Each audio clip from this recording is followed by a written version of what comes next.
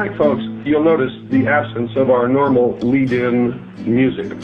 You'll also notice that we're not going into any type of a musical selection to introduce the subject matter of this program as we usually do, simply because I want to devote the maximum amount of time to our special guest tonight, Mr. Jordan Maxwell.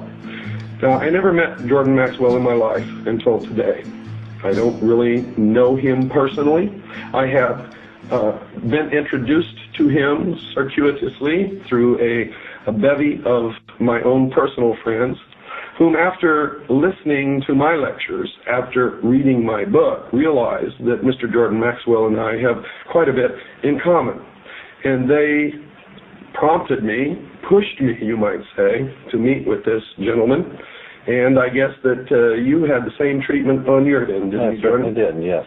Jordan has a fascinating background. He has paralleled my research in many avenues, in many areas, and has come up with the same conclusions, the same results, the same answers to the questions that I have asked all my life.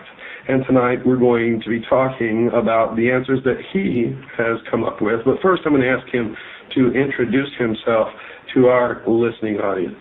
Jordan? Well, thank you very much for asking me to be here. My name is Jordan Maxwell, as we said. As of 1959, I became very interested in the subject of secret societies and subversive movements. I came about it because of my family. When I was very small, my mother's uncle worked in the Vatican Secretary of State's office as a civilian.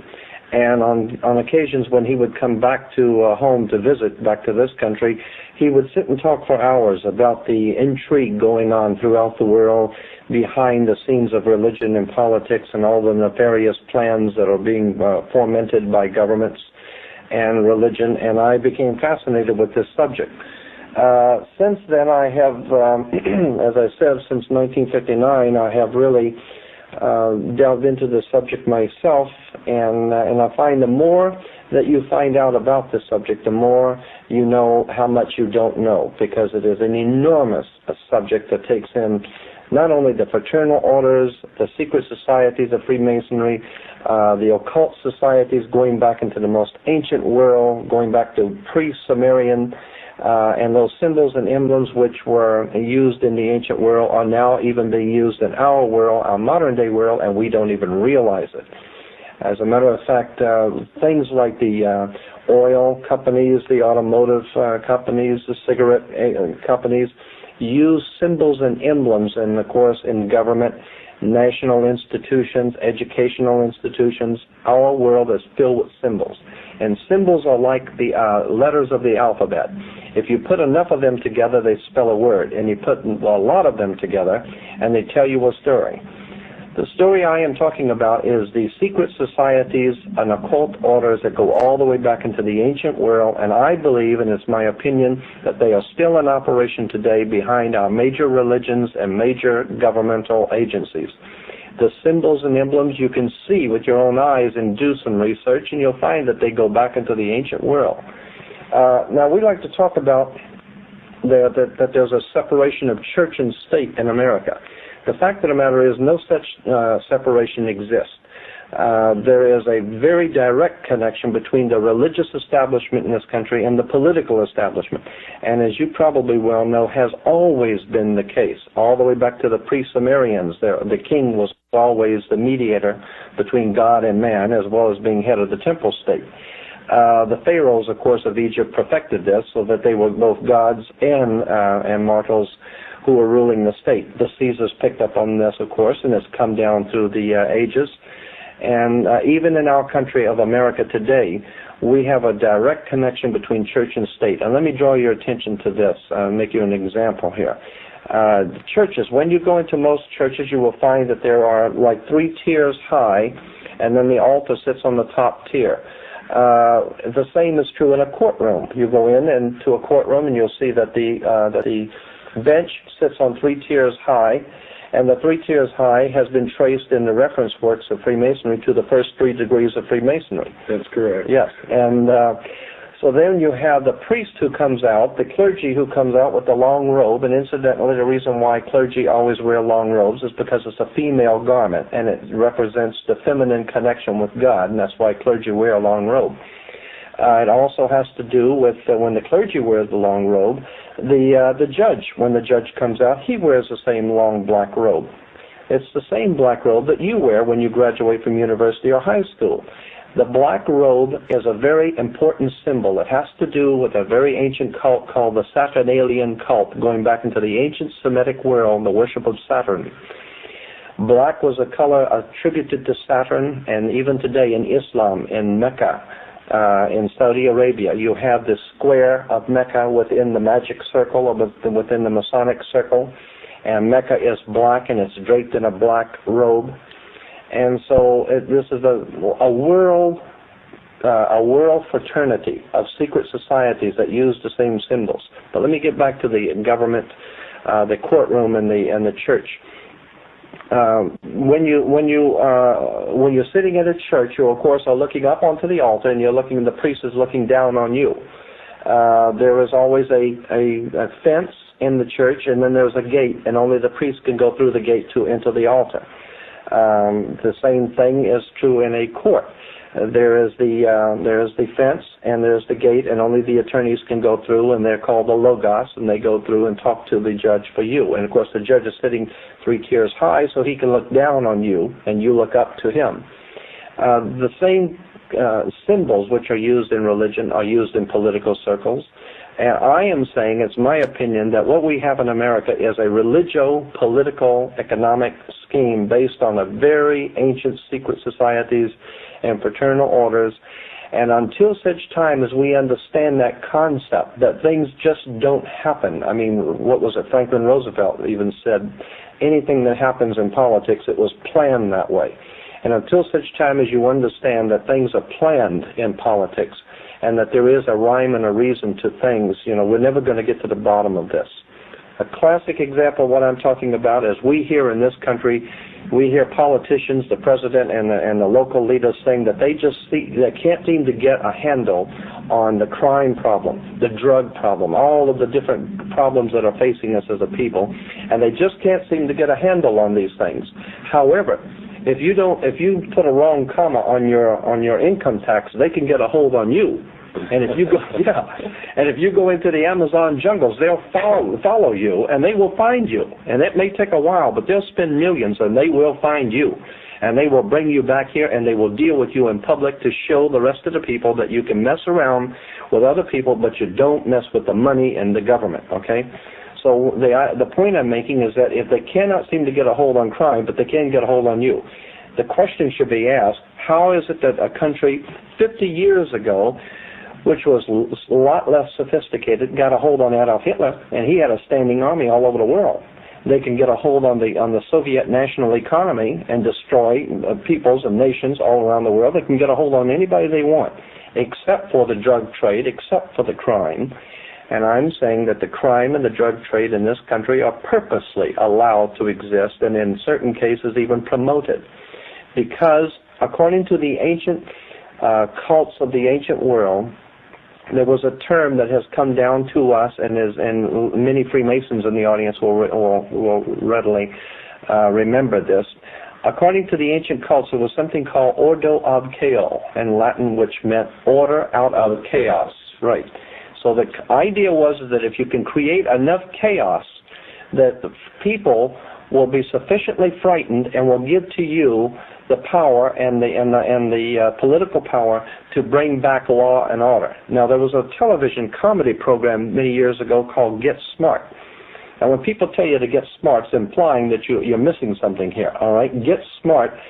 You'll remember that on one side in the TV show Get Smart, on one side was chaos, and the other side was control.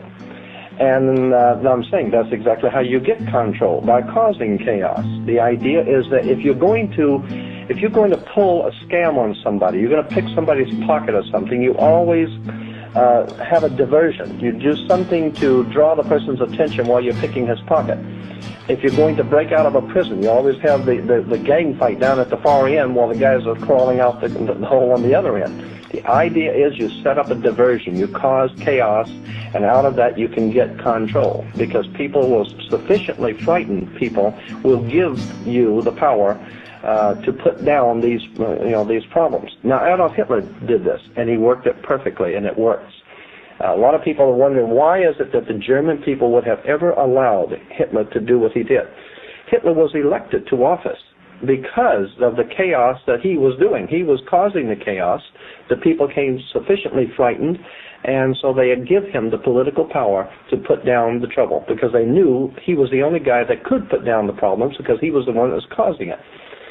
So I'm saying that the same kind of scam is being worked in this country today. We're seeing nothing but chaos and nothing but trouble, and I'm saying that it's all orchestrated, that you couldn't possibly imagine people like the President of the United States making mistakes. I mean, you hear every day, what, Senator so-and-so made a terrible mistake, or the United States government made a terrible mistake in Vietnam, or they made a horrible mistake on this or that.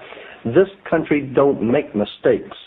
If they do something, they have a reason for doing it. They don't pay these people, these doctors and professional psychologists and his whole army of brains at the Vatican. I mean, that's a Freudian slip probably at the Vatican too. But at the Pentagon. Pentagon. Yeah, they don't pay these people big money to make mistakes. The president, when he does something, or this government does something, they know what they're doing. Now, it may not make any sense to you, but according to other plans, if you understand what's going on behind the scenes, it makes a lot of sense. And let me interject something in here for you, Jordan, so that you'll understand. My listening audience has had 22 hours already. Their education is far beyond anybody that you normally talk to. Right. They understand what we're talking about. They understand the involvement of the Vatican. They understand the symbology of the mystery schools. Right. Now, we may have some listening audience out there who just tuned into this show, or maybe just found it a couple of shows ago, but most of my listening audience worldwide have been listening to this show since the 4th of May, 1992, and have an extensive education into all of this. So if you want to cut to the meat of the matter, these people will understand. You don't have to build up to it. Right. Well, I mean, I talk to audiences so often, and I'm aware that when I'm talking to an audience, that people generally have not been initiated into this kind of thinking, and so that's why I try and lay a foundation for. There are a lot of occult symbols and emblems in government and religion, and I wanted to get into one in particular. The Nazis, the communists, the fascists, and all of the ancient world powers that have ever existed have used one common symbol continually, and that's the sun. Now, if you understand that the earliest history, the prehistory of the human race, goes back into the most ancient times, and God knows how far back that would be, 10, 20,000, maybe 50,000 years, I don't know. But if you go back to the earliest times of the human race, you can appreciate that the world was a very different place than what we live in today, okay? And so if you understand that it was a very cold and very fearful world at night, okay? And if you understand also that in that cold and fearful world, when the sun went down, there was a lot of fear for your life. There were a lot of predatory animals. And so the coming of the sun the next morning was always something to look forward to, that brought warmth, that brought light, and brought security. And around that concept grew a whole religio-political philosophy of the coming of the sun, God's sun, the light of the world. And it has been used by the ancient Egyptians, all the mystery schools, and of course you probably know it was referred to as Baal, a worship at one time. Baal was the sun, God's sun, the light of the world. And, the whole concept in the ancient world was that he had 12 helpers, which were the 12 signs of the zodiac, or the 12 months of the year. And, of course, and he died, of course, with a crown of thorns, like the Statue of Liberty has the crown of thorns. It's the corona, or the sun rays. And when we begin to see all of these connections, and, of course, in the spring of the year, the sun, which had died in winter, had passed over from the death of winter into the new life of spring. So in the old Semitic world, they celebrated the Passover. And we even say that today when someone dies, they passed on, or they passed away, or they passed over. Yeah. And so we get the old symbolism out of Egypt of the sun dying in the winter and passing over to the new life in spring. And so in the beginning of spring, we had the Passover. It's an interesting thing, too, about the sun. is that the ancient world realized that on the December 22nd, which was the winter solstice, they noticed something interesting on the sundials. And of course, the sundials being round, they could each degree for each day. They noticed that on the 22nd, the sun did not move. On the 22nd, it stayed on the sundial on the same degree. On the 23rd, it stayed on the same degree. It didn't move any further south, and it didn't start back north. On the 24th, it was still in the same degree on the sundial. It didn't move. So they said, the ancient Egyptians said, anything that was moving and is now not moving is dead. So therefore, they said God's son died and was in his tomb or dead for 3 days. Then on December 25th, anything that was dead and in his grave and not moving for 3 days and now begins to move back to the northern hemisphere, it moved its first degree. So on December 25th, they said God's son is born on December 25th. Now, in the real world, let's clarify something for a lot of people who are listening out there. You're not talking anything about Christmas. You're not talking about what Christians traditionally recognize as, I'm getting as into the birth of Christ. You're getting into symbolism of the ancient religion of the sun, right, which was later perverted in Christianity to reflect this in order to capture the pagan worshipers into the Christian church. Absolutely, right. Now, what I'm saying is that December the 25th is not Christ's birthday. No, not at all. No, it's the birthday of the sun. Right. And then, but then when you understand that this symbolism began to be, the ancient peoples understood that the sun was revolved, and it was a symbol of revolution. And today in America we have, or at least in the western part of the United States, we have an oil company called Union Oil. Union Oil has as a symbol a round orange globe with the 76, and of course the commercial says, get the spirit of 76. The orange globe is a sun, because the communists have always used the rising sun.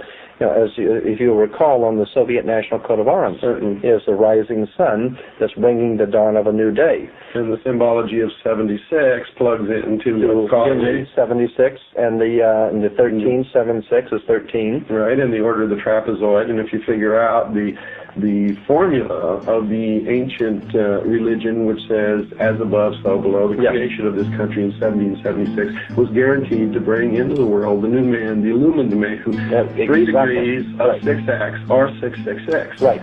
And 8 is the number in the old Kabbalistic Freemasonry in Europe. 8 was the number of new beginnings. And the new beginnings, was 17 is 7 and 1, 8. And 13 was, of course, the old mystic number of God and his 12 helpers, of God and his 12 monks make 13. Mm-hmm. And so it's also the number of death and rebirth, or resurrection, or reincarnation, depending upon how you look at that. But so once you get into all of the symbolism, you see that there is a rhyme and a reason to all of these emblems and symbols. And something else in relation to word symbols, and God knows we're inundated by innuendos and catchphrases in this country especially. We've been hearing since George Bush made it publicly known, something called the New World Order. I want to clarify something for your audience. They probably might already know this, but Europe has been referred to as the Old World, and anything coming out of Europe is Old World, all right? The Vatican has dominated Europe for about 1,500, 1,600 years. The Vatican has dominated Europe. Europe has dominated the world. There was a religio-political, economic scheme of things. That was the order of the day. The old banking houses of the Roman Empire, the old, what was some of the families? Arius, Copernicus, Pisos. The Pisos family were a very powerful banking family who were the main brains behind. They were the Rockefellers of the Roman Empire. The Medicis. The Medicis, absolutely. And so when you understand that there was a banking, fraternal, religio-political order that operated throughout the world, and the Vatican sat on top of that, and that was an old world order. Now, with the coming of America, of course, America is referred to as the New World, and so what we have now is a New World Order. And that New World Order implies that there is a fraternal order operating throughout the world, operating out of America, that seeks to, it seeks to take the place of the old world order and bring a new order of the world. But you must understand that you cannot have a new order or a new building on the same site as an old building. So you've got to get rid of the old order first and bring in the new order. When you get into that, and I'm sorry I'm Got a frog in my throat. That's okay.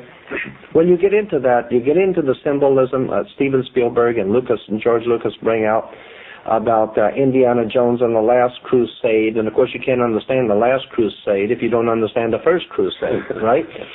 Or the next crusade. Or the next crusade, which is the real crusade, right? And then from there you get the trilogy of Star Wars, and then the Empire Strikes Back. And, of course, New York is referred to as the Empire State. That's correct. All right, and so you get the Empire Strikes Back, and then, of course, you might know this, that in Freemasonry, there is a little ideologue or a little genie-like mystical character, supposedly in Freemasonry, that they said was their mediator between the gods and the Freemasons of the Knights Templars. And that little saint, or that little, what would I say, mediator, in the old Knights Templar tradition was a little short, monster with pointed ears, and his name was Yoda. And you go into the old Masonic literature and pictures, and you'll see pictures of Yoda, because he was a Jedi Knight. And if you understand the Jedi Knights, where it was connected to the old order of the knighthood of the Knights Templars. So what we're talking about here is the Star Wars. We're talking about a spiritual war in the heavens, so to speak. Well, this was a cosmology, a celestial religion, so to speak. Absolutely. They talk about moving on to the celestial sphere, right? When they discuss passing it. That right, and then of course the sun was. Well, the ancient Egyptians said that the sun walked across the sky, so therefore we have Luke Skywalker, and then you have 1,000 points of light. That's 1,000 points of light, and a 1,000-year reign of the Nazi Empire, or whatever. And what we're talking about here is secret societies and their use of symbols and emblems in religion, in politics, and philosophy. And incidentally, when you graduate from university, I meant to bring this out. When you graduate from university, you wear a long black robe. The black robe is, of course, the same black robe that the priest wears. It's the same black robe that the judge wears. All right, because the black robe symbolized it goes back to the old Saturnalian cult, which was pre-Egyptian, the worship of Saturn. And according to that ancient Semitic cult, when you got married, you wear the ring. The ring was the ring of Saturn. The women would show their submission to that god by wearing the earring. That's where we get the idea of the king being crowned. He wears the round crown or the round circle of the god of Saturn. Saturn, as I said, was assigned the color black, and therefore the black robe is the worship of Saturn, the Saturnalian god. What was I going to say about? Oh yes, and when you graduate with the square mortarboard. The square mortarboard is always the symbol of the brick masons use the mortarboard. And then, of course, when you graduate, you are referred to as an alumni, which comes from the word illumini. You have been illuminated, which basically means you now know what to kiss and when, and how to think and what to think and how to act. And you have been properly educated. You belong to the priesthood. That's right. You belong to the priesthood. And if you go along to get along, and don't cause any problems, then you go along to get along. You might get a little, right? That's right. Exactly. Nobody else gets anything. And my point is, and I have said this to so many audiences, that there is this country, the United States, has no real enemies in the world. After the Second World War, especially, is that true? Well, every enemy, even before the Second World War, the enemies that we've had have been creation. That's right. We created them. Absolutely. Right. But there is one legitimate, believable enemy that faces America, that the powers behind the throne in this country, in America, are truly afraid of. And this is legitimate. They are totally frightened to death of us, the people, because they realize if the people ever wake up, something that Joe Kennedy was quoted as saying, something to the effect of beware the American conscience, because if they ever wake up and find out what we're doing, it's going to be hell to play. And so I believe that there is a legitimate enemy that this country perceives, and that's us. People who think too much, people who read too much, and people who talk too much. But that's always the case, though, Jordan, because we know that what's coming is going to be a socialist state. Oh, totally. Every time socialism has won anywhere, the first thing that they've done is that they have literally perverted the intelligentsia, Mm-hmm. which has brought them to power. And then the first thing that they did is get rid of kill them. the Get rid of them. intelligentsia. They killed them. Absolutely. And the intelligentsia aren't very intelligent because they haven't learned this yet, because they're still doing it. But The more we change, the more we stay the same. that's right. We'll come back to that Yeah. in just a few minutes. Folks, I hope you're paying attention to the show, because Jordan has an awful lot to say, and you can hear that he's right in tune with what we've covered before. Don't go away. It's time to take our break. We'll be right back after this very short pause. Jordan, can we talk about some of the symbols, the symbology that people are going to run into in their everyday life as they go about their business and maybe haven't even understood what these things mean? Yes, as a matter of fact, as we were saying before, that the world around us is filled with emblems and symbols, and if you know how to read the symbols, you can tell where people are coming from. You can tell what organizations are coming from. For instance, in Washington, D.C., which is a very interesting place, you have the Washington Monument, which is, of course, the Egyptian obelisk. Now, the Egyptian obelisk is pointing, is of course, the male phallic symbol, okay? And the male phallic in the Washington Monument is connected to something in the White House called the Oval Office. And when you understand the male phallic with the female Oval Office, you're talking about the coming of life, and that's the life of the nation. You have the Pentagon. The United States Pentagon comes from the five-pointed pentagram. If you take the arms off of a five-pointed star, which has been used in devil worship and satanic worship for thousands of years, if you understand, you take the arms off of a five-pointed star, the interior of the star is called a pentagon. And so we have the United States Pentagon, and of course the Pentagon is used by the Chrysler Corporation as their symbol, the Pentagon. Why? Because Chrysler was the company that was chosen to make the military hardware for the United States, and they had the contract, so that's why they still use the Pentagon as their symbol. And on the back of the dollar bill, of course, we don't want to forget that, because the dollar bill is crammed filled with symbols.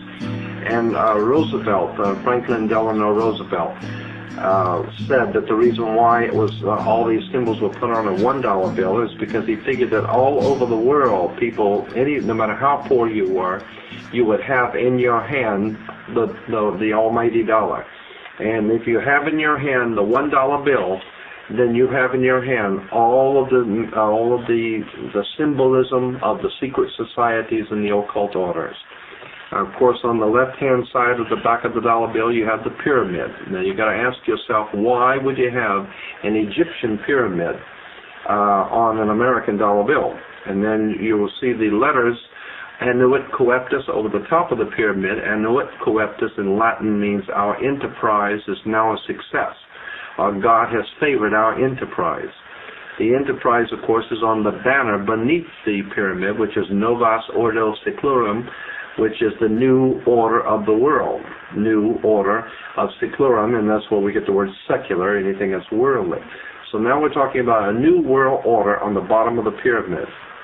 You will find that the pyramid has 13 layers, and there are 13 letters in Annuit Coeptus. And then if you go to the right side, you'll see the seal of America with the eagle. And above the eagle, you'll have 13 stars, which stand for the 13 colonies originally. But the 13 colonies and the 13 stars go back to Jesus and the 12, because they're moving in on and using the ancient societies are moving in on the teachings of Christianity, imposing themselves under the 13 being Jesus and the chosen 12. Then you've got the 13. Let's see, on the right hand side, you've got on one side of the eagle you have the 13 leaves and the 13 berries and the 13 leaves, and then on the other side you have the 13 arrows. Everything is done in sequence of 13. Of course, on something else I wanted to bring up while I'm thinking about it is that so much of what we have seen in movies and television are symbols. Are you aware that I have been talking to some doctors in Los Angeles who have been doing some research on this, and I find it to be absolutely fascinating that Many of the gangs, the Latino and the black gangs in the major cities across America, their graffiti that they are spraying on buildings, their graffiti are actually Masonic emblems and Masonic seals and symbols. And I have seen a whole collection that these doctors, and these are medical doctors, but they are interested in this subject. And they have been collecting hundreds of pictures of graffiti and showing the research into the ancient secret societies. And there's no way that these black and Latino gangs could know these symbols. There's definitely a connection between the gangs and some sort of a higher orchestrated mind behind the warfare going on between gangs. I don't think those gangs are by chance. I think they have been nurtured and orchestrated and promoted and even financed. I mean, if you think about it, how those gangs have money to travel around, they can buy guns, they can roam around, they don't have to work. Where are they getting their money from? Well, not only that, but their main occupation is the narcotics business and fomenting chaos, confusion, and fear. Right. And they haven't got the background of understanding, learning, to put together the kind of logistics network that it would take to supply this kind of an enterprise. Absolutely. So someone with an awful lot of money, an awful lot of organization, and absolute ability to provide 100% protection is supplying these city gangs. It's not the mafia. You can bet on it. You can bet. This is a very sophisticated, a totally protected organization. Absolutely. As a matter of fact, the San Francisco Chronicle had 2 full pages in one of their newspapers I still have, where they were talking about how this federal government was bringing in narcotics from Asia during the Vietnam War in the bodies of American servicemen that were being killed in Vietnam, and they were bringing in bags of pure heroin and pure narcotics from Asia in the bodies of American servicemen. And what were they doing with it? They were giving it directly to the mafia, because the mafia is doing a little tricks for the government. It takes care of business for the government, so they have to be paid.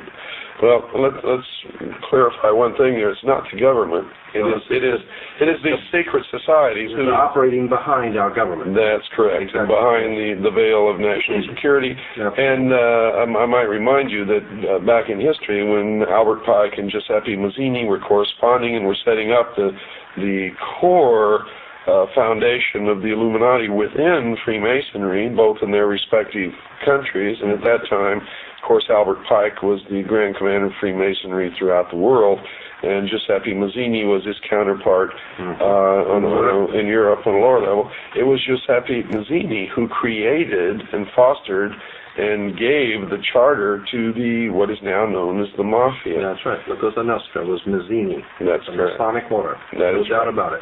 And this explains the close cooperation between government and the Mafia. That is right. Absolutely. And when we also understand that the old magic practicing priest, of the old Celtic Druid priest of ancient England, in the person of Merlin the magician, when you understand that the old priest, the magicians, worked their magic on people with their magic wands, and their magic wands were always made out of holly wood, and they're still working their magic today with Hollywood.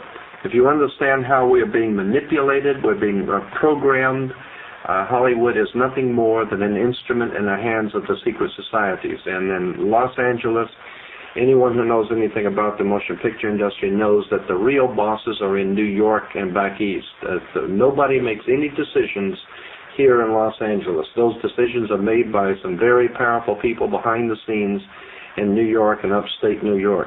And we're not talking about just Hollywood. We're talking about the media overall, in general, right, including print, television, radio, right, the whole works. And specifically, what we're looking at is a very sophisticated method of manipulation and brainwashing, exploitation. Correct. Absolute exploitation of people's ignorance. Somewhere along the line, and as I said to you before a few minutes ago, the greatest enemy this country will ever face, the people who are behind the scenes of government in this country, their greatest enemy is you. You who think too much. As a matter of fact, there was a movie, there was a motion picture called, what was it, a few years back, called Network. And in the movie Network, at the end of the movie, the star was a newsman, and he said something to the effect that you don't have to worry about America being destroyed. America's not going anywhere because we feed everybody. So if we go, the whole world goes because we're feeding everybody. But there is something that is lost forever. There is something that has gone and is legitimately lost, and that is your freedom as an individual human being to be free, to do your own thinking, to be your own person. That is lost. You have been taken over and you don't even know it. And he said, and the reason why is because you don't read, you don't think, you want to be entertained by Bugs Bunny and Big Top Pee-wee. All you want is your recapable tires, like he says, and all of your creature comforts, and you don't want to put yourself out, and so consequently, karmas, the law of karma, cause and effect. You have not defended your freedoms, and if you don't defend your freedoms and your rights, then you don't have any. That's correct. Let's go back to this symbology. We're talking about on the back of the reverse seal of the United States of America. Right. We see at the top of this pyramid, which, by the way, does not have a capstone, we see an eye surrounded by rays, right. And this eye signifies, really, in the beginning, signified the sun. Yeah, Horus.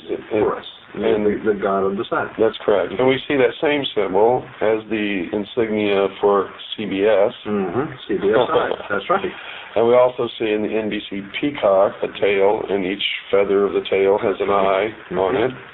And we also see the symbol of one of the information computer networks, America Online, is the pyramid with the, again, all-seeing eye. We see the symbol of Prodigy, which is another computer information service, which has as its symbol the pentagram. And by the way, folks, there's been a lawsuit brought against Prodigy because it has been discovered that as you sign on to the Prodigy computer bulletin board database system, built into the program that they send you so that you can sign on to this system and use it, is a method whereby they actually read the information on your personal hard drive, on your personal computer. And I don't know where that goes or what they do with it, but there has been a lawsuit that's been brought against Prodigy for they've been caught in the act, is what I'm trying to tell you. And it's in court right now.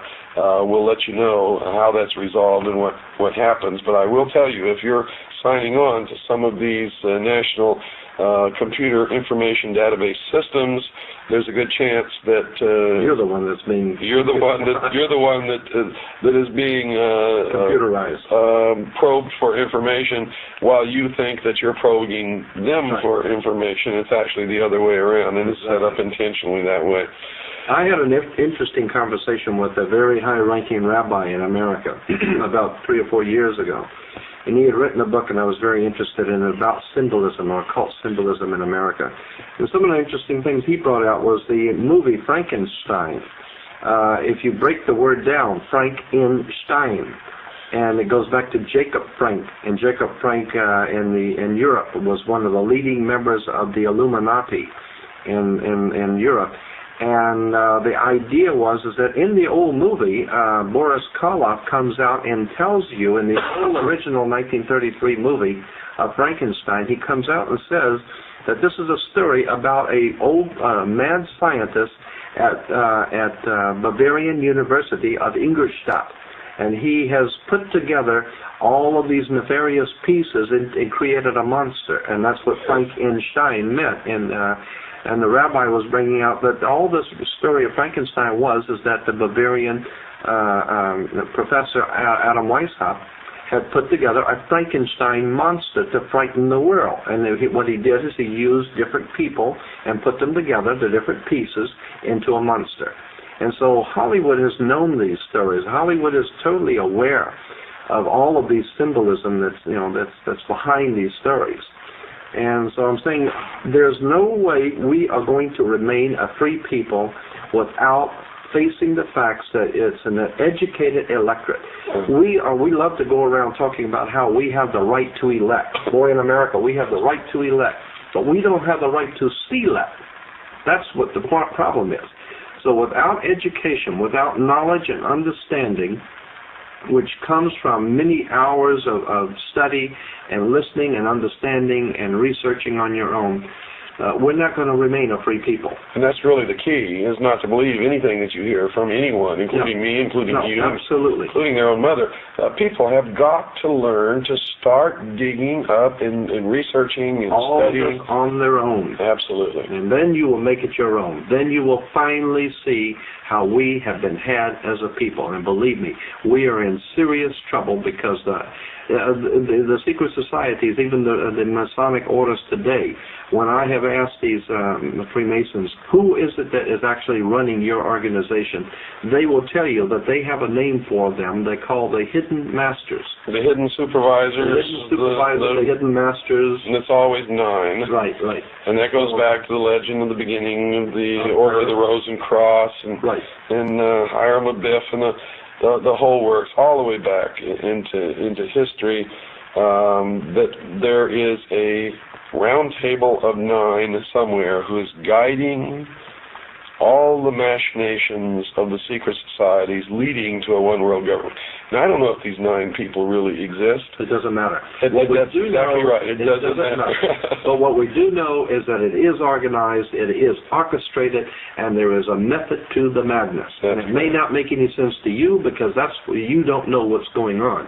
But if you were in the inner sanctums of these criminals as they're planning their criminology throughout the world and their bloodshed, if you were a fly on the wall meeting with these criminals, then you would see that the things which are happening in the world make sense.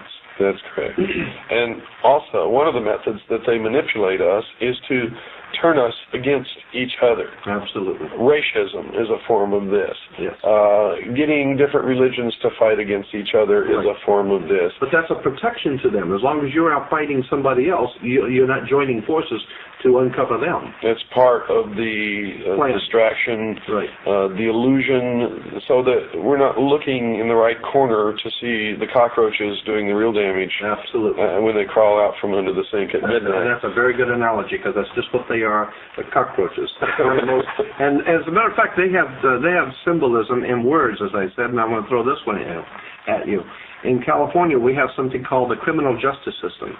Think about it. It's a criminal justice system. And they know what they're doing. I mean, they have this thing back in Georgia called the what is it for disease control, the Center for Disease Control. It's not the Center for Disease Eradication. It's for the Center of Disease Control.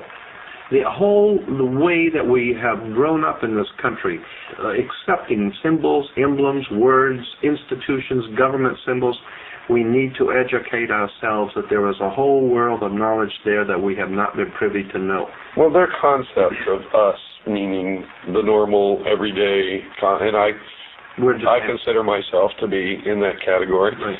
I'm just like everybody else out there. Probably if I had never been a member of the Office of Naval Intelligence, I would never have caught on to any of this and would not be doing what I'm doing right now. So I'm no different than the average listener out there.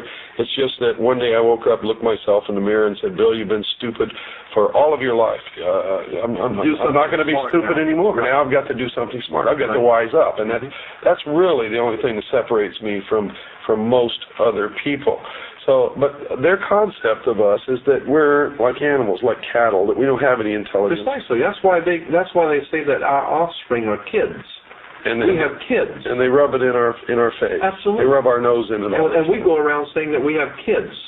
Now, kids are baby goats. That's what they think of us. We're a bunch of goats, a bunch of animals, cattle, and that we deserve. They figure we're going to get taken anyway because we're so stupid. Their idea is that since we're going to get taken anyway, they might as well might as well go on and do it. Because somebody's going to do it anyway. Absolutely. So I'm saying I'm tired of being taken. Me too. And I want to wake the people up around the world to the fact that there is a method to the madness. It is orchestrated, organized, directed, and financed by criminals, and until such time as you understand that, you're never going to see this world getting any better, and somebody has to take up the reins. Somebody has to do this.